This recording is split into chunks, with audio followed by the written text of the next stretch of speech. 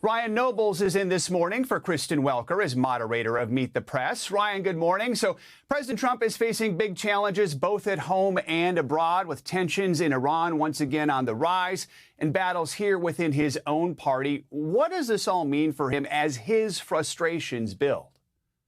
Well, Joe, we saw the president overnight post on Truth Social that the U.S. had struck these targets in Iran and raising questions about the status of that ceasefire, as Keir had outlined, and also raising questions about whether or not the war is actually over. Iran responding this morning, warning the U.S. not to interfere with the Strait of Hormuz and to adhere to the agreement in place. It's an example of the two big issues that the president is dealing with, the international issues involving the war in Iran, but then also a real domestic problem that he's dealing with, and that's the affordability crisis. The president had an opportunity to address that affordability crisis this week after a bipartisan housing bill overwhelmingly passed the Congress. He was all set to sign that bill into law.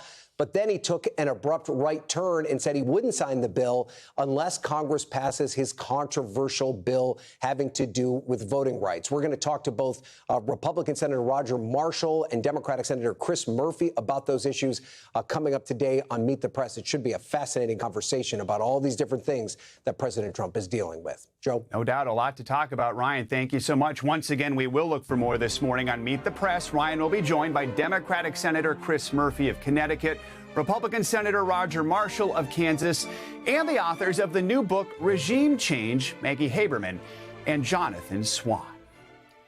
Hey, thanks for watching. And don't forget, you can catch the Today Show every morning on NBC or take Today when you're on the go. Just follow the Today podcast on Apple Podcasts, Spotify, or wherever you listen.